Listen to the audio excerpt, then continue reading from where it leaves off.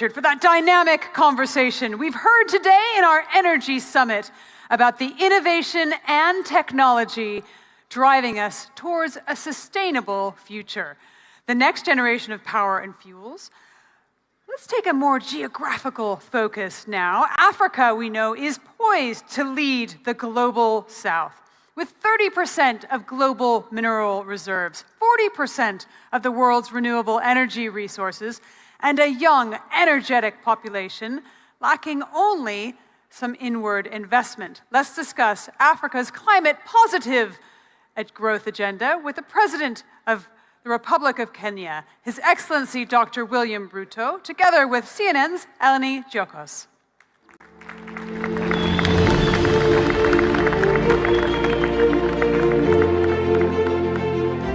Your Excellency, lovely to see you. Please take a seat. A very good afternoon, ladies and gentlemen. What a fantastic first day at the conference, and great to see you all. Great to have you with us. I'm sorry I'm turning my back to some of you. Your Excellency, President Ruto, fantastic to see you again. The last time we saw each other was in June in Nairobi, and we were talking about development and the need to focus on growth. But intertwined in that has always been the climate agenda. For those of you that don't know, Kenya's energy profile, your energy portfolio, is 90% from renewable energy, including geothermal. You're doing things that many African countries would wish to do, but it is important to note, and we need to hear the data. Africa is only receiving 2% of global investments for renewable energy projects, which is minuscule in terms of the energy needs. I want you to give me a breakdown in terms of why we have not seen money flowing into the continent and how you're hoping that's going to change going forward. Thank you very much, Elena. And it's true. The last time we were in Nairobi, we were having a conversation that included how we see the new world and how Africa is going to be pivotal in how we take the next steps. And as you have said correctly, Africa has 30% of renewable, of our natural mineral resources, 40% of renewable energy. We have 60% of all arable uncultivated land, and we have the highest resources of carbon sinks. Now, we have challenges with investment. As you've said correctly, we got only $60 billion of investment in renewable energy out of a $3 trillion enterprise globally. And two things, maybe three, come into play. Number one is the erroneous assessment that Africa is risky. And our risk, the credit rating agencies have put Africa at a phenomenal level of risk, which is exaggerated. That's number one. Number two is that to be able to access capital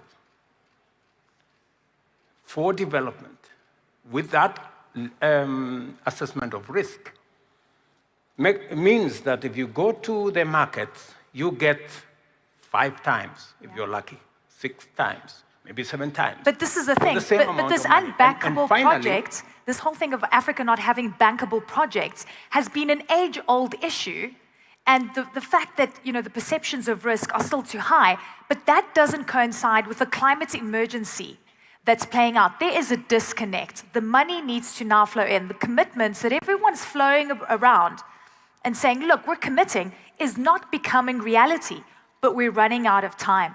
So how do we convince the guys with the money to come to Africa and not be unreasonable about the returns that they're expecting? It is the reason why, for example, we had the Africa Climate Summit, so that we can profile the assets that the continent has.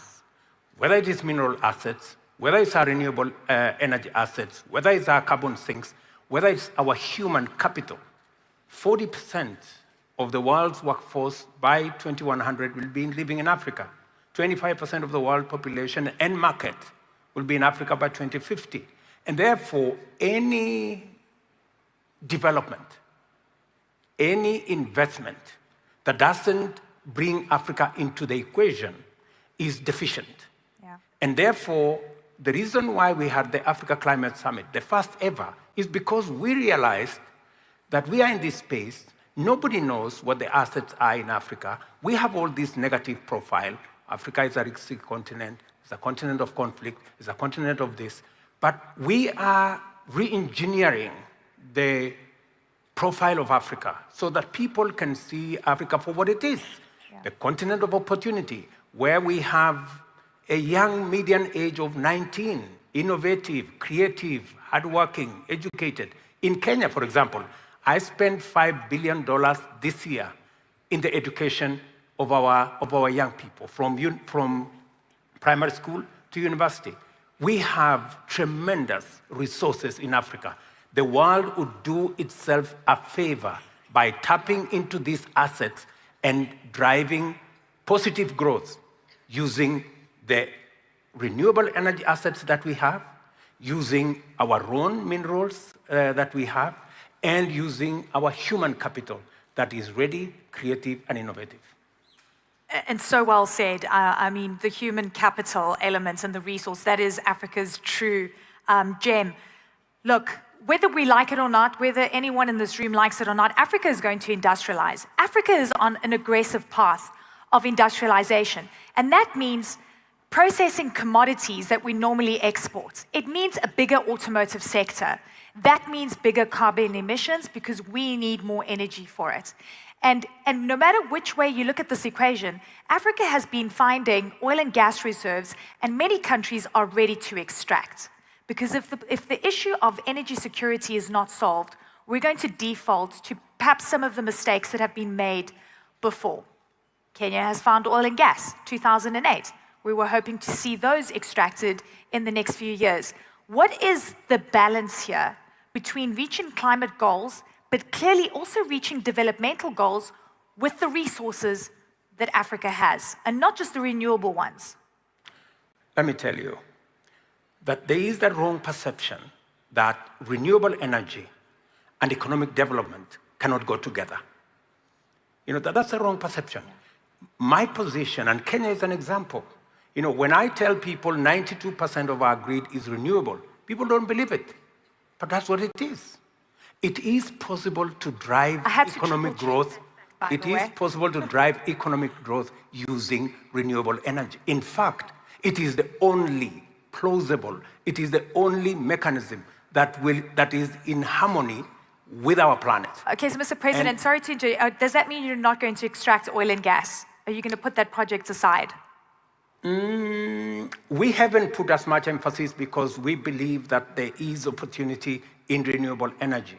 We have geothermal resources, 10 gigawatts of geothermal resources. We have exploited only 1 gigawatt.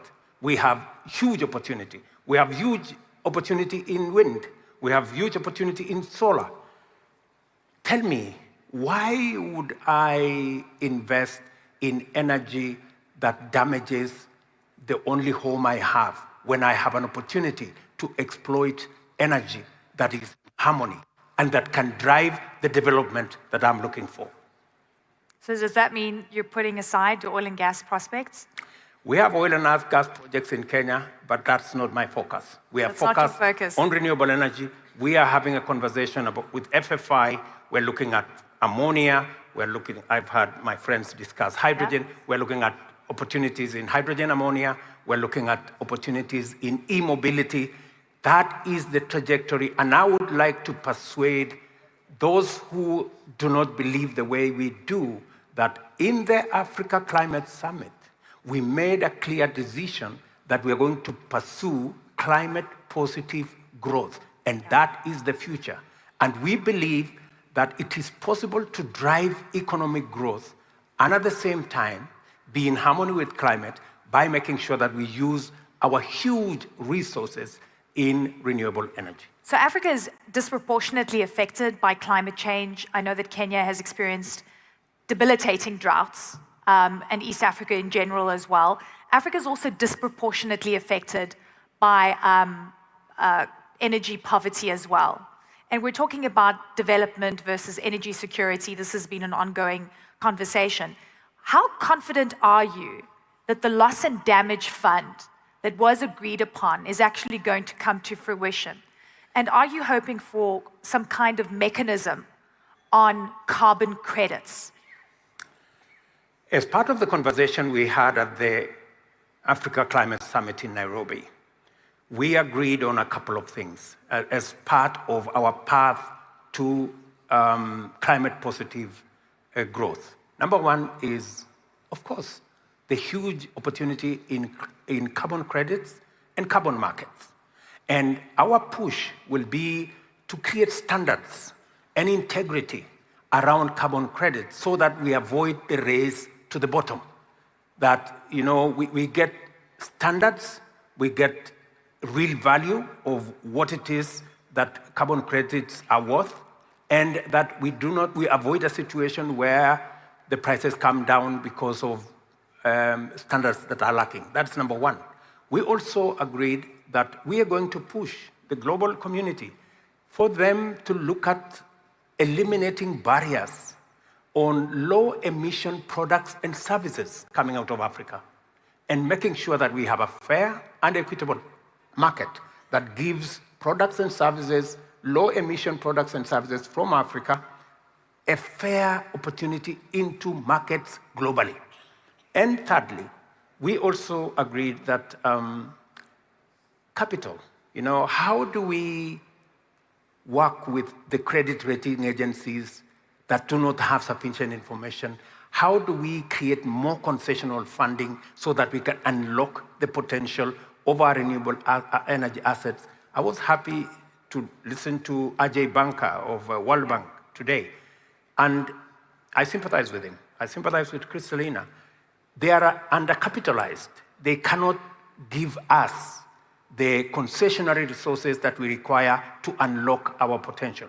And that is why we need a reform of the international financial architecture to remove the unfair rating of Africa as risky, to give World Bank, IMF, and other multilaterals the kind of capital that would give them opportunity to give concessional funding to us so that we can unlock this potential, and to eliminate the unfairness that today we go to markets and we pay 5, 6, 7 times more than others. I think that's really... It's such an important point. And I actually spoke to the World Bank president earlier, and he was actually speaking your praises in terms of what Kenya has been able to achieve. But because I've spoken to so many people and across the continent, we know that we need to industrialize in Africa. That's no question. But can we industrialize cleanly? And the other conversation that comes up, whether I go to Zanzibar, Tanzania, whether I go to Seychelles, or any countries that have prospects for oil and gas finds, they say, Lenny, it's about survival here. We have a right to extract if they're not investing in clean resources and energy. And that there's a sense of hypocrisy. If there's no real decision and sort of headway made by COP28, what do you think African leaders should be doing? With what I see, renewable energy is 75% cheaper than the alternative. Yeah. We can supply energy to the 600 million Africans who do not have it. 30% cheaper if we focus on renewable energy. The challenge we have at the moment is that you need 40% more to invest initially. And that is what becomes an impediment. And then number two, we have the challenge of what I told you, concessionary resources that are not available. And number three, we have the challenge of private money or markets that are rating Africa unfairly. So if we were to eliminate these challenges, it is perfectly the right choice to pursue our development using renewable energy. And we do not have to exploit the other resources, because if we can do it with clean energy, explain to me, why would we want to use energy that is not clean, energy that damages our climate, especially for us who are suffering the brunt of climate change? Kenya, for example, we lost 2.5 million heads of livestock. Yeah. In the Horn of Africa, we lost 9.5 million heads of livestock between Kenya, Somalia, Djibouti, Ethiopia. Do we really want to go there? No, yeah. You know, so we must step up, and we must be candid with ourselves. It may look cheaper today to exploit the other sources of energy, but at what cost?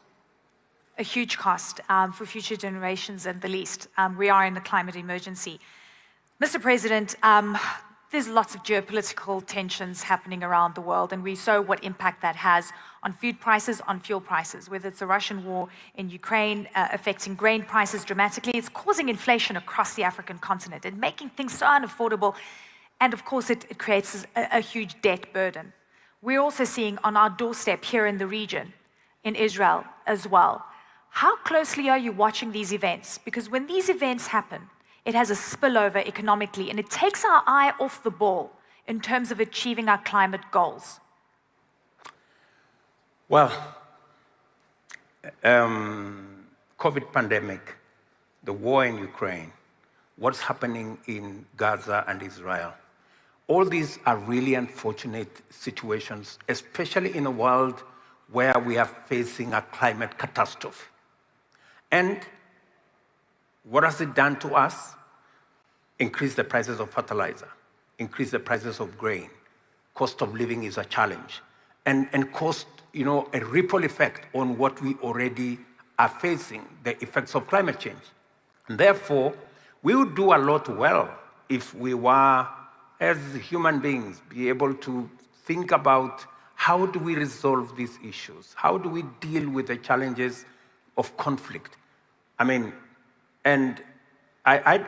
the particular situation, I don't think there is any justification for any loss of life. For example, in Kenya, we have suffered the brunt of struggle for independence, the same way the Palestinians are doing. We have also suffered the challenge of terrorism, the same way Hamas visited terrorism on Israel. Both are wrong. We need to find a solution that respects human sanctity of human life. And I think the sooner we get to a table and discuss these issues, we can never get a solution through the power or the barrel of the gun. I think we need to resolve these issues because it's hurting us.